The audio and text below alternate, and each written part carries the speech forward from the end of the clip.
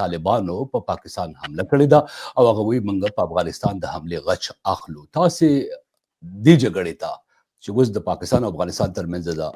څنګه ګورئ؟ ولې بدل ګورئ قرار صاحب؟ اول خو دا ده چې طالبانو لخوا حمله په پاکستان حمله د اوسنۍ کوم مزاحمت چې په سرحد روان دی دا پاکستان حمله نه ګڼل کیږي. دې ته ورته حملې په کرښو باندې په سرحدي کرښو باندې ځینې وخت د دوستو هیوادونو ترمنځ هم کیږي. ایران او پاکستان په خپلو کې هیڅ جګړه نه لري، لیکن د دوی سرحدي پوستې هر وخت سره نښتي. دومره خبره دا ده چې دا حمله بولئ تاسې یا ډرامه یې بولئ، هر څه نوم ستاسو ورباندې ږدئ، دا د هغې حملې سره چې د افغانستان په پایتخت باندې د افغانستان په عزت باندې شوې ده هیڅ نوعه د پرتلې وړ نه ده. او درېیمه خبره دا ده چې موږ خپله د طالبانو په ماهیت باندې سوال لرو او دا سوال د افغانانو لپاره په لویه کې نه دی حل. دا خلک پرون د پاکستان نه راواوښتل، دوی ته نیکرې او پتلونونه پاکستانیان ور اغوستي وو. دوی اوس هم په اخترونو کې پاکستان ته ځي. دوی مشران اوس هم چې کله دلته چوټي کېږي رخصت کېږي دوی پاکستان ته منډه وهي. دوی جایدادونه په پاکستان کې دي، د دوی شناختي کارډونه هلته فعال دي، نه دي بلاک شوي. د دوی په رویه کې ډېر لوی تناقضات موجود دي. نو په دې اعتبار باندې زما اعتراض په دې و چې داسې یوې ډلې ته چې نه یې افغانان د خپل حاکم په توګه مني او نه یې نړۍ د افغانانو د حاکمانو په توګه مني، دغه خلکو ته د افغانستان او د پاکستان د جګړې په نامه د جګړې یادول دا صحیح کار نه دی. دا په حقوقي لحاظ هم صحیح کار نه دی او د افغانانو د تعریف له لحاظ هم چې د جګړې ته ورکوي، د حالت ته ورکوي او د طالبانو په اړه قرار صاحب وبخئ، یو خو قرار صاحب وبخئ، ستاسو دا خبره خو زه په اکثره پروګرامونو کې کوم چې هغه افغانان چې هغه طالبان په مشروعیت نه مني، طالبان د افغانستان حاکمان نه مني، دا دریځ موجود دی او د کې ډیر افغانان په نړیوال ډګر باندې زه وینم او په دې کې ځینې وسله واله جګړه کول غواړي، ځینې سیاسي مزاحمت کول غواړي وغیره وغیره. خو د پاکستان د غچ اغستو چې کوم د طالبانو دا وده، نو دې ته که تاسې دا ډرامه ورته وایئ نو دا څنګه ډرامه ده؟ دې ته که تاسو جنګ نه وایئ نو بیا څه شی دی؟ په دې حالت کې د پاکستان او د طالبانو د دواړو ګټه ده. البته زه ورته د کابل پنجابیانو د اسلام آباد پنجابیان وایم، د دې دواړو په دې حالت کې خپلې ګټې دي. د کابل د پنجابیانو ګټه دا ده چې د دوی د مشروعیت په وړاندې تر ټولو لوی خنډ د دوی د پاکستان اړیکې دي او افغانان په دې پوهېږي چې دا خلک د پاکستان د استخباراتو تر فلټر وتلي دي. که چېرته دا داسې وایي چې په پاکستان کې یوازې د مهاجرو په حیث اوسېدلي وای یا هلته یوازې له پاکستانیانو سره دوی د یو افغان انسرجنسي په حیث په پاکستان کې ځای په ځای وای، هغه به بیا بېل حیثیت وای. لیکن کله چې دوی د پاکستان د استخباراتو مستقیم ماموریتونه کړي دي نو په دې اعتبار باندې په دوی څوک دا اعتبار نشي درلودای چې دا خلک به پردي خلک. نو دلته د دواړو طرفو ګټې دا دي چې طالبانو ته د مشروعیت اخیستلو، یعنې په تېرو دوو ورځو کې په دې موضوع باندې څومره افغانان ښویېدلي دي او له خپل فکر سره په ټکر کې راغلي، له خپلې عقیدې سره، بښنه غواړم زه به دا خبره بشپړه کړم، له خپلې عقیدې سره په ټکر کې راغلي، له خپل 20 کلن بیان سره په ټکر کې راغلي دي. دا په دې طالبانو که 20 کاله پروپاګاندا کړې وای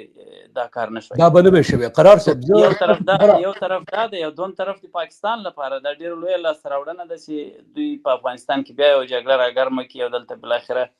دوی د جګړې لایسنس واخلي او د غرب او د شرق د پیسو ماشین ځان ته راچلوي. تاسو ته معلومه ده ستاسې په دریځ او په پوهې باندې زه ډېر زیات د احترام اظهار کوم او تل ورته د ډېر زیات د احترام په نظر ګورم، خو دې ځای کې د یو کوربه په توګه باندې زه فرض ګڼم چې ځینې پوښتنې چې هغه په کاونټر کوېسچن په توګه وي باید وکړم او دا پوښتنه به زه وکړم، خو ستاسې د پوښتنې ځواب به زه وروسته اخلم، بیا به زه ننګیال صاحب ته لاړ شم، ځکه زه وینم ماته ښکاري تاسو شاید موبایل په لاس کې نیولی دی یا په مشکل کې دی، ځکه چې ما ناڅاپه راوستی نو هغه په دومره وخت کې به تاسې د خپل موبایل ته یو شي ته اړم کوئ کې به دی نو تاسو ته به اسانه شي، خو اول پوښتنه واخلئ بیا به ننګیال صاحب نه ستاسو په خبره جواب اخلم. پوښتنه دا ده محترم قرار صاحب، ښه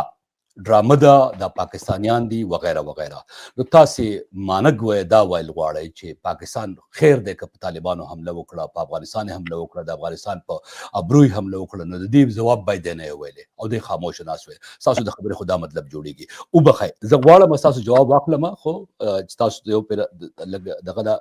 ځای ځان ته سم کوئ هغه پورې ننګیال صاحب ډرامه ورته وایي قرار صاحب ستاسې په دې باندې جواب راکوئ ول بیا به زه قرار صاحب ته راشم. ګورې بونوري صاحب یو د حاکمیت خبره ده د حاکمیت خبره خو د مشروعیت مسله خو حل نه ده هغه خو ټول په دې باندې پوهېږي چې دا نه مشروع نظام دی او نه د افغانستان د خلکو په خوښه راغلی موږ په وخته بحث کې وویلې چې پاکستانیان ورته خپل شاګردان وایي د پاکستان پوځ ورته خپل شاګردان وایي د دوی ټرین شوي خلک دي یو الایز دي چې تاسو ویلې د الای نور نه دي پاتې خبره دلته دا ده چې د افغانستان په حریم باندې برید شوی د افغانستان په حریم باندې چې کله څوک برید کوي د هغه په وړاندې افغانان متحدانه عمل کوي مونږ ته دا مهمه نه ده چې دا د چا په حاکمیت کې شوی دی مسله دا ده چې د افغانستان په خاوره باندې چې هر چا برید کړی مونږ ته دا مهمه ده پاکستان د افغانستان په حریم باندې د افغانستان کې په د افغانستان خاوره باندې د افغانستان په خلکو باندې تیری کړی دی او د دې په خلاف باندې عکس العمل چې دی دا زموږ حق دی بیا یادونه کوو چې اوس په افغانستان کمزوری وي افغانستان په داسې یو حالت کې نه دی نه په دنیا کې نماینده لري چې د تیری په وړاندې غږ پورته کړي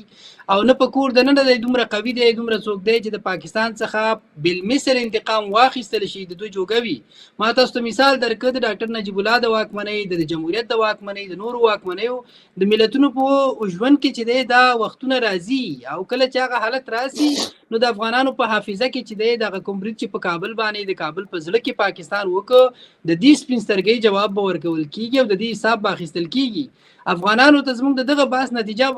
هدف هم دغه شی دی چې دا په ریکارډ راولو او دا په ریکارډ پاتې شي د افغانستان ماشومانو ته پاتې شي د افغانستان ځوانانو ته دا خبره پاتې شي چې پاکستان د افغانستان په زړه باندې برید وکړ او دا انپرووک برید دغه ته وایي چې دا بغیر له دې نه چې پاکستان ته چا څه کړي وي دی راغلی دی په افغانستان کې برید کړی خپلې مسلې د خپلې د کور مسلې ټي ټي پي پاکستاني ډله ده ټي ټي پي رښتینې ډله ده ټي ټي پي ترهګر دي که نه دي ټي ټي پي ازادي خواهان دي نه دي برادر دا ستا مسله ده دا ستا مسله ته ورسره پوه شه دا د افغانستان سره اړه نه لري افغانستان د ټي پي پی په مسله کې که دا رښتیا ترهګر دي او که ډرامه ده او که هر څه شي دي ستا مسله ده په کور دننه د خپلې مسلې سره پوه شه تا چې کوم شي هڅه کوله او هغه دا وه چې مفتي نورولي مسعود په کابل کې نو اوس یې وښیه دنیا ته د خپلو خلکو ته یې وښیه دنیا ته اوس وښیه چې مفتي نورولي مسعود رښتیا په کابل کې تا ووژلو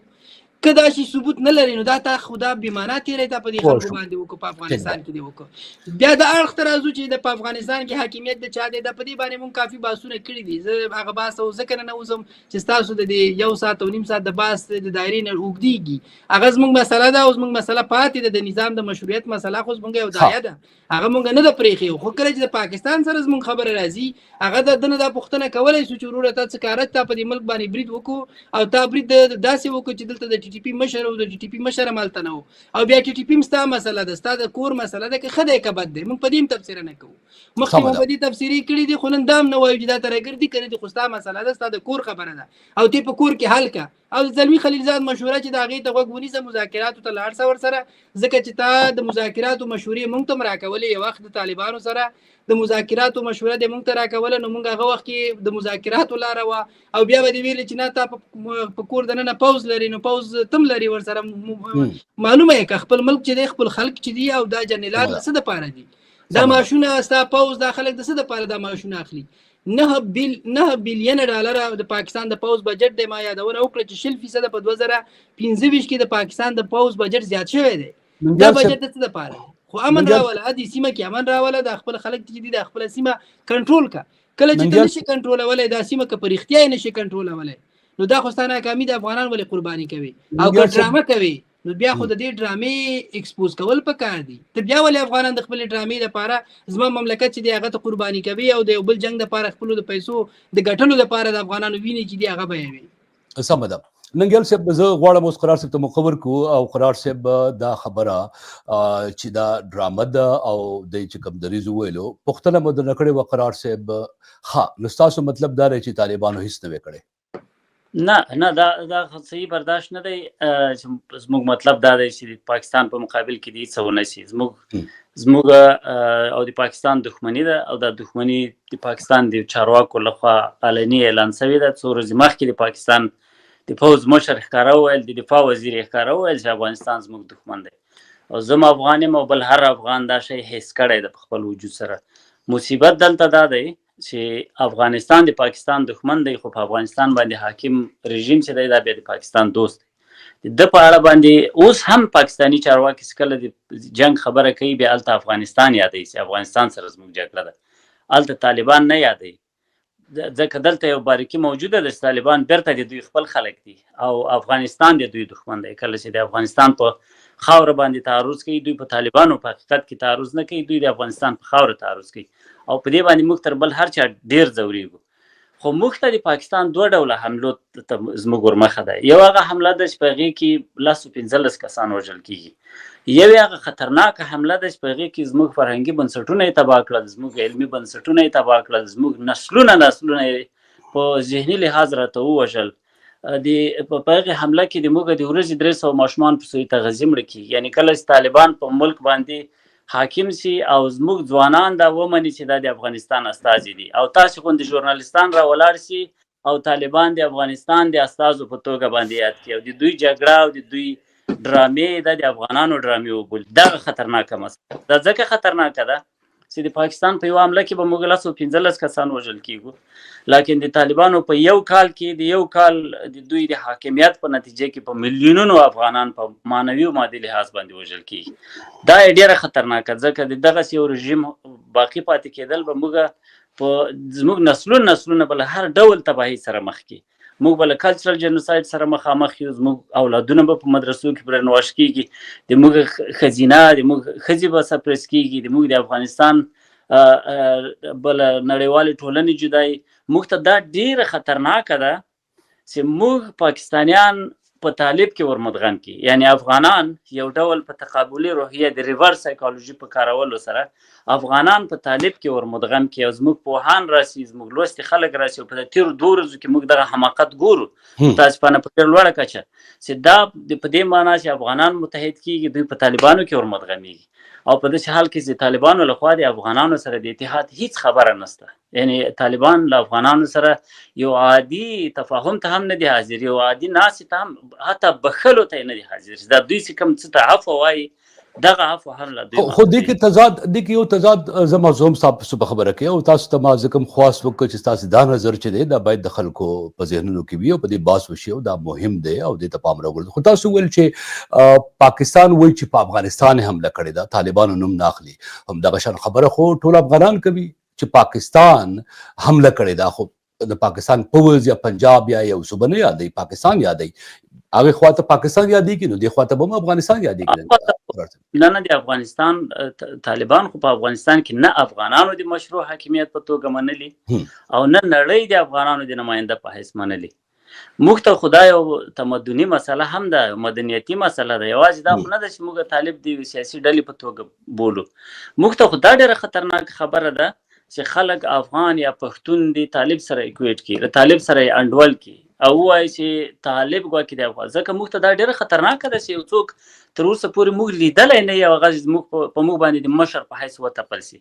د یو چا د اصلي نوم موږ ته نه معلوم، په مستعار نامه دي د هغه ویاند لګیا یا هغه په موږ باندې د موږ د نماینده په حیث باندې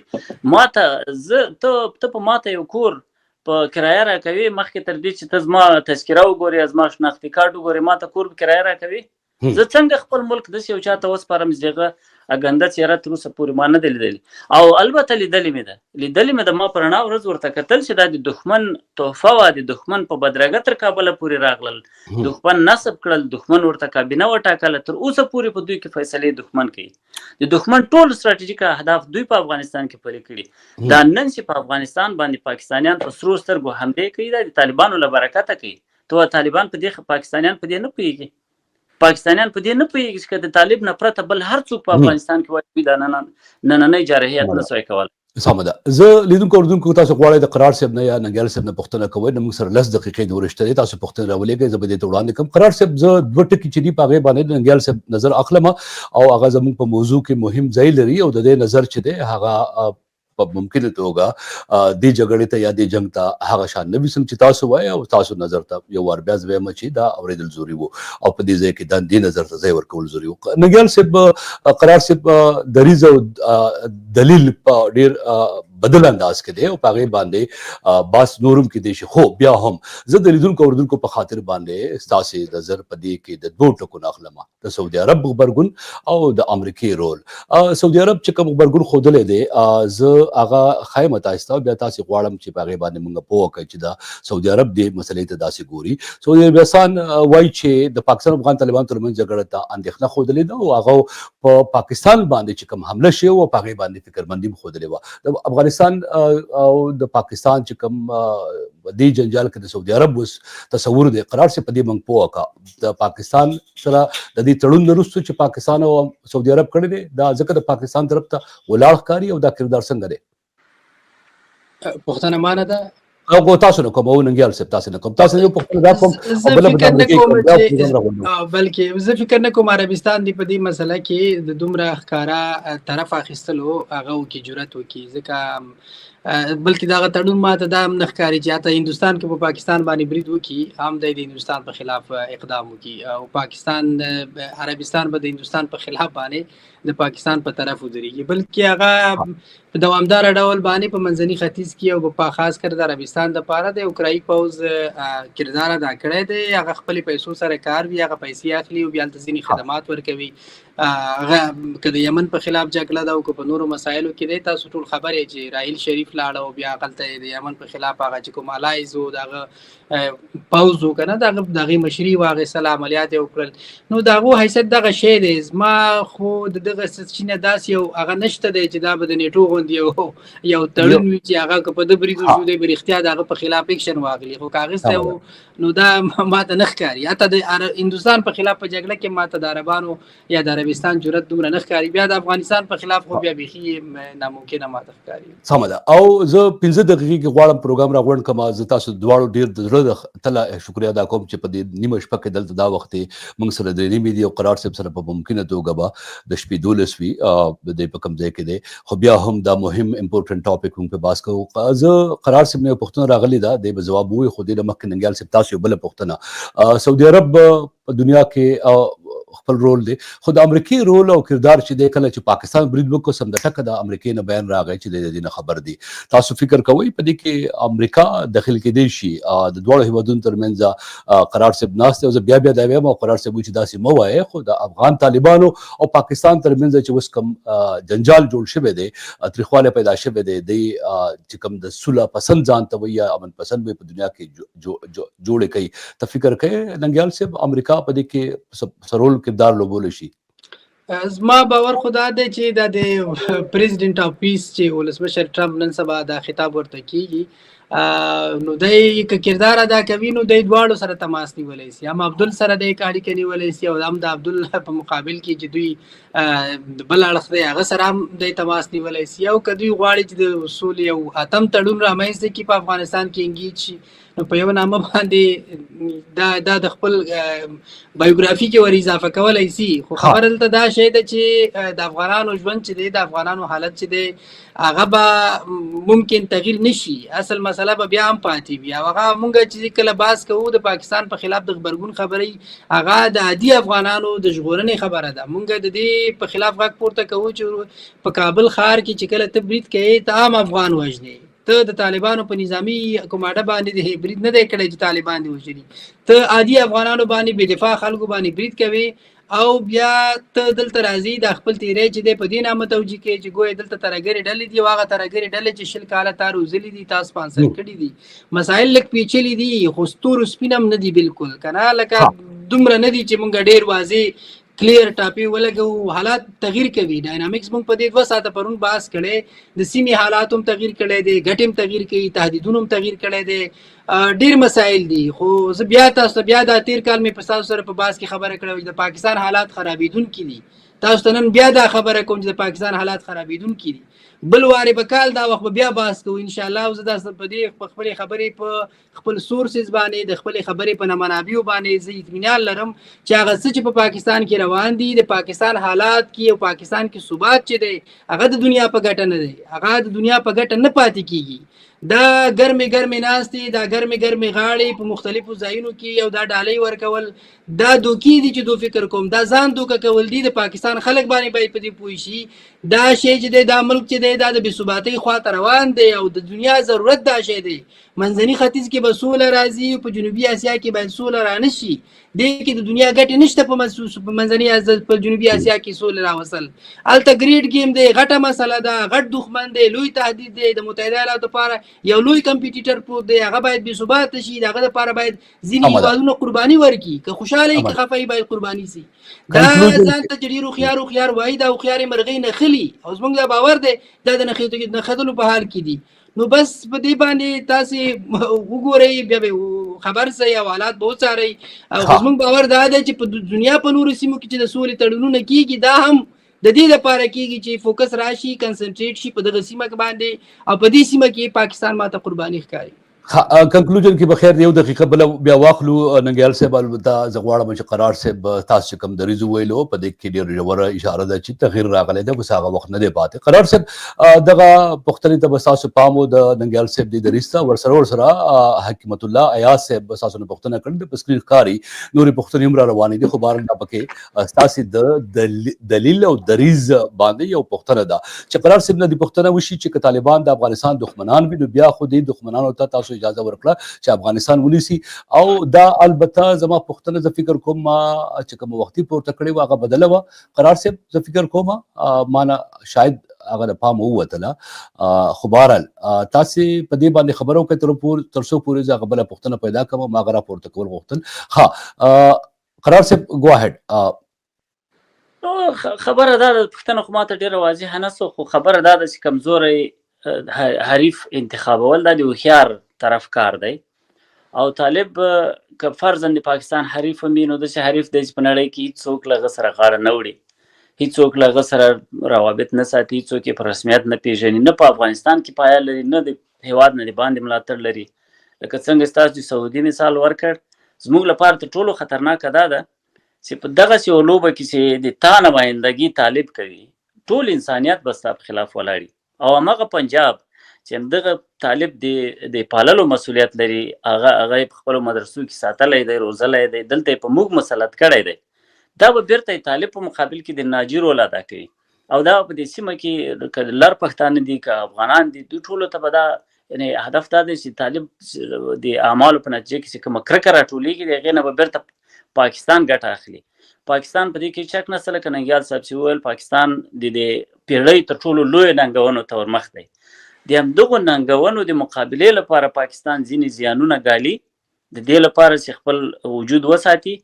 دلته د پښتنو قوم پرستو د بلوڅو قوم پرستو روایت په مذهبي روایت باندې ځپي او بالاخره په دې سیمه کې مذهبي لیونیان زیاتوي چې بالاخره د دې مذهبي لیونیانو چې د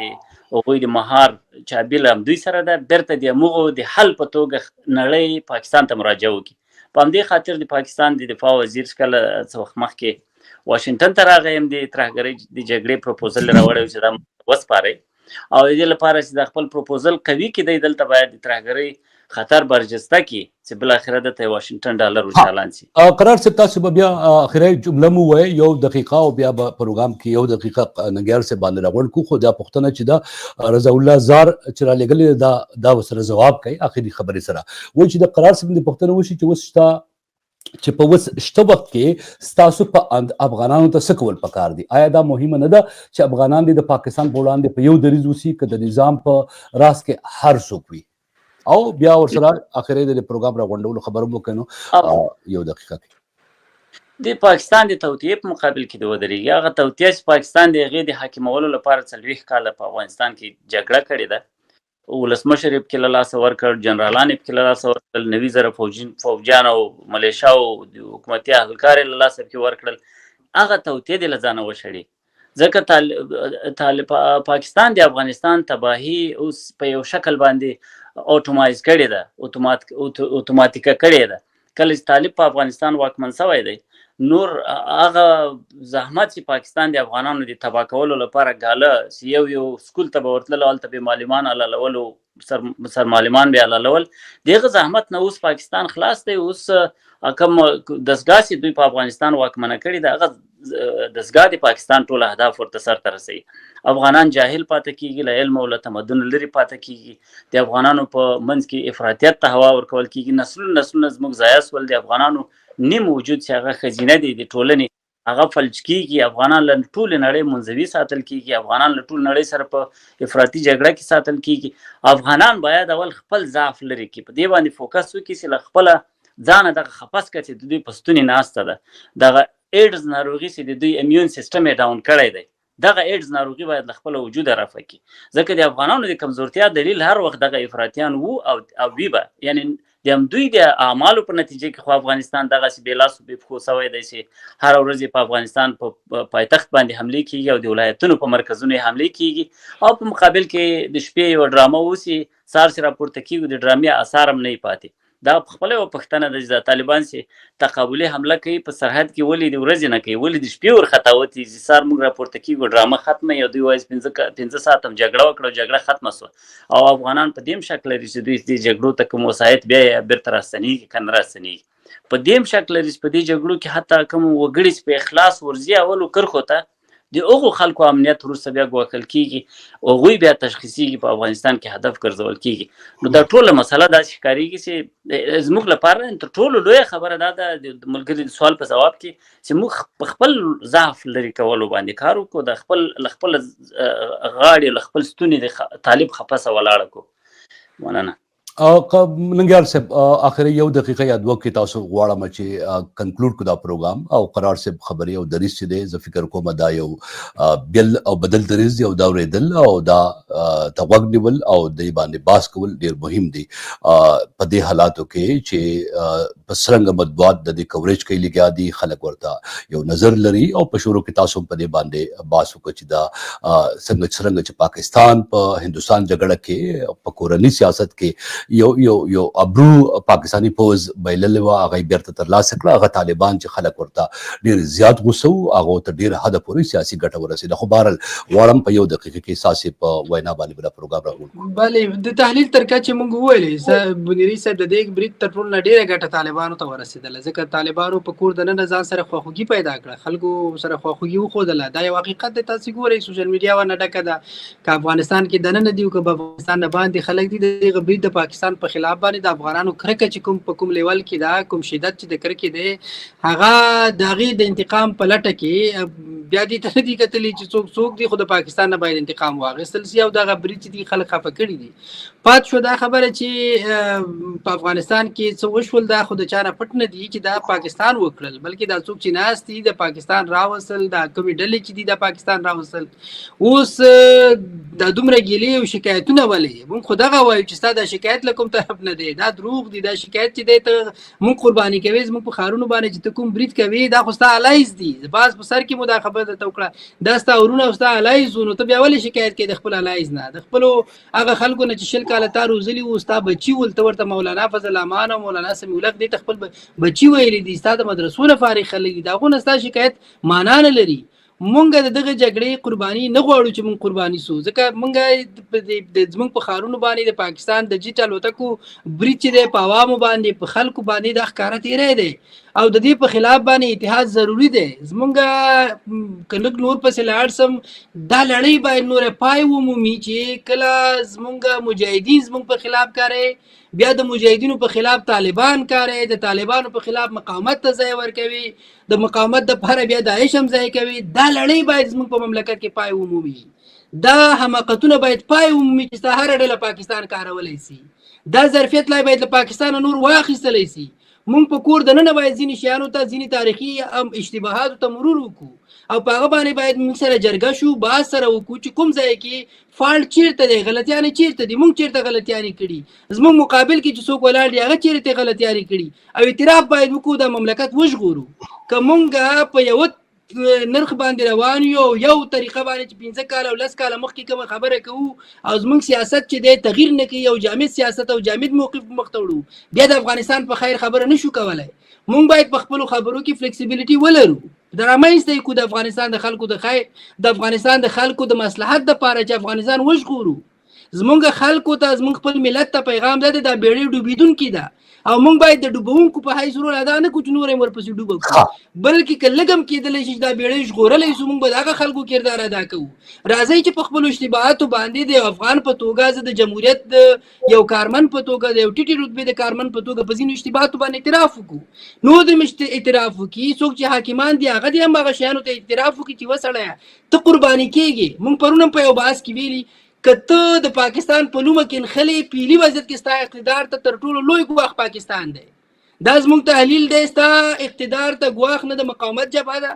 نه داعش دی نه په افغانستان کې بل داسې قوت شته دی چې تا اوس وپرځوي. ستا فعلي وضعیت کې ستا د اقتدار دپاره ستا د قرباني کولو دپاره په تا د پیسو ګټلو دپاره ستا اقتدار ته لوی ګواښ د پاکستان پوځ دی چې څنګه یې په 2001 کال کې په تا سودا کړې وه او ته یې خرڅ کړی وي په 2025 کې دې هم خرڅوي او په تای سره هم نه کوي. نو بنان که نه غواړي چې ته تباسي که نه غواړي چې افغانستان بیړۍ ډوبه شي نه غواړي چې په دې مملکت کې یو بلې تباهۍ سره موږ مخ شو راځئ په خپلو اشتباهاتو باندې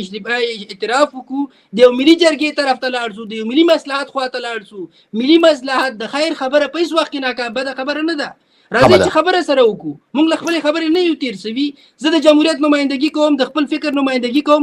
زه تا ته بلنه در کوم چې تر سره ما سره کېنه زما او تا مسلې سره حل کړو. که ته نه حل کوي او که ته فکر کوي بیا به زموږ دغه خبرې په ریکارډ پاتې وي افغانستان به تباه وي د تباهۍ مسؤلیت به ستا په غاړه کې زما په غاړه کې به نه را پاتې. زه له هغه سرتنبګانو نه یم چې وایم د مذاکراتو لارې له ده سره بندې کړه ځکه زه د افغانستان د خلکو خیر په دې شي کې نه وینم. د ملي مصلحت دپاره د ډېرو هغه شیانو نه که موږ تېرېدلی سو هغه به یو دا چې موږ د خپل ضد نه تېرېدلی سو.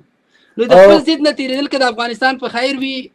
ولې نه نور علا نور او د افغانستان مسله باید د افغانانو په قیادت باندې حل سي. او اوس داسې ده چې دا تاسو چې څه خبرې وکړلې او قرار صاحب څه فکر لري زه فکر کوم په دې کې اوس ډېر زیات دلیل او دریځ او باس اوږد پکار دی او په دې باندې په فیسبوک هم پکار دی په ټویټر هم پکار دی په ټیک ټاک هم پکار دی په یوټیوب هم پکار دی. زه خو دې ته تیار یم. زما خواست دی قرار صاحب ته هم او ننګیال صاحب تاسو ته هم چې دا تاسو اوس څه وایې قرار صاحب یو بیخي یو سکوټ دریځ چې دی هغه دې ته بیخي نه تیار تاسو البته تغییر خبره کوئ. نو قرار صاحب زه اوس تاسو به بیا وایي چې په اخره کې دغه خبره د ننګیال صاحب وکړله او ستاسو خبره پاتې شوله نو هغه انګریزان وایي چې وډ یو لایک ټو ریسپانس. نو زه ډېر ثانیې که تاسې ځکه زه فکر کوم چې ډېر خبرې داسې وشولې ستاسو د دلیل او ستاسو دریځ چې دی هغې کې ننګیال صاحب فکر کوي چې اوس بدلون پکار دی. غواړئ په دې باندې یو منټ خبرو کوي بیا به په فکر کې بدلون نه دی پکار بندرې سه په فکر کې بدلون نه زموږ راغلی نه د پکار دی نه د بل افغان پکار دی. په موقف کې په طریقه کې په روش کې چې څه روش او میکانیزم وایي په هغه کې فکر کوم فلیکسیبিলিټي پکار ده د افغانستان د خلکو د خیر لپاره پکار دی د خپل اولادونو د خپل راتلونکو نسلونو مهمه خبره ده. قرار صاحب ته بخیر د یو دقیقه ورکو چې قرار صاحب بیا تاسو ته هم ننګیال صاحب ماته هم قرار صاحب ګوهه دا د بنیری صاحب چې موږ عامل او ناروغي ری انفورس کوو که طالب د دې اوسني ضعف لامل دی نو طالب ته هر ډول سپورټ ورکول که عکس العملي حمایتي که احساساتي حمایتي دا هغه د اصلي عامل د ضعف عامل چې دی هغه تقویه کول دي او د طالب په حاکمیت او په قوي کېدلو کې که موږ تر اوسه پورې کم انچ خیر لیدلی وي د دې نه وروسته بیا وګورو. دا یو علمي قرار صاحب وبخښئ ستاسو ډېره بخښنه غواړم خبرې د قاطع کولو لپاره. دا زه فکر کوم د یو سیاسي ژور باز سره یو علمي فکر دی او په دې باندې دواړه طرفین چې دي زه فکر کوم تاسو ته غوږ باید خلک ونیسي. خو خیر تاسو دا خپله خبره پوره کړئ او بیا به ننګیال صاحب دی به واورو بیا به پروګرام راغوړو. قرار صاحب وبخښئ زه بیا په منځ کې نه راټوپ کوم خبره بحث تقابلي نه دی بیا ننګیال صاحب سره خو هېڅ وخت زه تقابلي بحث نه کوم ځکه د په دغه لکه دوی چې وویله د فکر مسله په خپل ځای ده او تکتیکي برخورد او چلند چې دی هغه خو په خپل ټیم کې دننه هم سړی فیصله کوي چې د پلانې مسلې ته روزمره ریسپانس په څه شکل باندې نو چې خلک دا تاثر وانخلي خدای مکړي دلته اختلاف موجود دی. مسله دا ده چې زه خپله په د طالبان زما خپله ویره او اندېښنه مې در سره شریکه کړه چې ویره او اندېښنه دا ده چې سبا ته به بیرته دا خلک سره خانان به بیا سره خاناني او دلته به موږ اعتبار به په خپله ټولنه کې خپل فکر ته له منځه وړی. زه یو مثال مې نن چاته په خبرو کې ورکړ، هغه مثال دلته راوړم. یو گیم و پخوا به په د نوکیا موبایل کې راتو مار، یو د مار گیم ورته وایي. د هغه د مار سر چې به د مار له لکۍ سره ولګېدو او مار به مړ کېدو. پولیټیکل نریټیو دغه رقم شی دی. که ستا د مار سر د تا د مار لکۍ سره ټکر وکړ، یعنې تناقض رامنځته سو، بیا ستا روایت مړ کېږي. او دلته بیا ډېر لویه ماتې ده، او دا لویه ماته چې ده هغه د ایډیولوژي په ایډیولوژي ماته ده، فکر په فکر ماته ده. یو روایت دی چې په تاریخي لحاظ باندې را روان دی، تر دننه پورې رسېدلی دی. او دا ماته زموږ په خبره، یعنې موږ په دې کې ماتېږو، روایت نه ماتېږي، روایت په خپل ځای دی. زه وایم چې دغسې تناقض سبا ته او تیر کې هم داسې څه دي. 2-3 کاله مخکې په همدې تورخم باندې ډزې وې صاحب، بد حال ورسره. د هغې نه وروسته موږ وکتل چې په افغانستان کې د پاکستانیانو د طالبانو څه ډول غوړې شورواوې یو ځای سره وخوړې، څه ډول ښه مناسبات اخترونه یې زموږ په وچ زور له پاکستان سره برابر کړل، چې دا ګزې په افغانستان کې را په زور را باندې ولمانځه. د افغانستان د پاکستان د بیرغ چوکونه یې د کابل په زړه کې راته جوړ کړل. د افغانستان په نصاب کې تغییرات یې همدې لپاره راوستل چې پاکستان دوسته ذهنیت په افغانستان کې عام کړي. د پاکستان لفظي مخالفین په افغانستان کې دستګیرېدل او په زندانونو کې اچول کېدل. حتی طالبانو خپل استادان په دې خاطر د پاکستان په مقابل کې خبره کړې وه، شکنجه کول. هدف مې دا دی، دا خو هغه اوږدمهاله مسله ده. داسې ورځ کله کله یوې اونۍ لپاره یو کمپاین کېږي، یو سرج په داسې یو وضعیت راځي، خارق‌العاده وضعیت چې په هغې کې موږ ټول اغوا کېږو، موږ ټول خطا وځو. زما خبره دا ده چې ملګري په دې کې خطا نه وځي، خپل کریر ته تاوان ملګرو ترمنځ تاوان ورسوي. ملګرو ترمنځ به قرار صاحب تاسو ته هم او ننګیال صاحب تاسو ته هم به زه خواست وکړم په پروګرام کې هم وروستو به هم وکړم. او چونکې دا وخت یې په سیمه کې خلک خبرونو ته او جګړې ته او نورو معاملاتو ته توجه ده، پام دی، او د هندوستان او وغیره وغیره. نو زه په دې خبرونو به تمرکز کوم. البته دا باس په 2-3 ورځو کې که ستاسو لپاره ممکن و، زه ننګیال صاحب ته هم د دې جمهوري تصور ته او فکر ته او ملګرتیا ته احترام ډېر لرم، تاسو ته هم ډېر لرم، او دا ډېر اکثره وایم او ملګرو ته هم دا وایم چې د دوه همفکره ملګرو ترمنځ، باسواده ملګرو ترمنځ که په دې موضوع بحث کېږي، نو دا د جمهوریت حسن او ښکلا ده. او د قلندر محمد صاحب په دې شعر باندې به راغونډه کړو چې ګلستان که مې په وینو تازه کېږي، هر ازغی دې هم زما په زړه کې مات شي. خیر دی، د ګلستان د تازګۍ په خاطر باندې دواړه خواو چې دي هغه د ګلستان د تازګۍ خبره کوي او فکر کوي، او دا د افغانانو حق دی چې په دې باندې یو بل واوري. ډېره زیاته مننه محترم بندنۍ صاحب. بس وروستۍ خبره بس بعد آی دا د قرار صاحب خبره وکړه، د مار سر به د مار لکۍ سره جنګول غواړي، صحیح ده؟ او دا د مار زموږ ټوله هڅه دا ده چې د مار سر د مار د لکۍ سره وجنګوو. موږ ماران نه ثابتېږو، بلکې د مار سر به د مار د لکۍ سره جنګوو او په دې طریقه به یې ختموو. او زما ته ښکاري داسې چې د مار سر به د مار د لکۍ سره جنګېږي، او دا به د کوم ځای نه چې راغلی دی دا به خپلو کې سره جنګېږي. نو وګورو چې څه کېږي، او دا مار به بېرته خپلې ځالې ته ننوځي. نو په دې هیله باندې چې دغه ارمان ته ورسېږو. تاسو نه هم ډېره مننه. محترم ننګیال صاحب، محترم قرار صاحب، زه ستاسو د دواړو د زړه ته شکریه ادا کوم. په پروګرام کې ماته وخت راکړه، زه خوشحاله یم نن، او ډېره زمانه بعد مو که څه هم په بیړني حالاتو کې دا هر څه وکړل، په ایمرجنسۍ کې مو وکړل، خو دې کامیابه شوم، دا ویاړ راته حاصل شو. قرار صاحب او ننګیال صاحب را سره پروګرام کې راغلل، دا مې ارمان و. ډېره مننه ستاسو د دواړو لیدونکو اردونکو، ستاسو هم ډېره شکریه چې ما سره په دې پروګرام کې ملګري وئ. په راتلونکو پروګرامونو کې په دې موضوع باندې تاسو ته بشپړ بیړني معلومات چې سم راځي هغه در کوم. په مخه ستاسو د دواړو په مخه.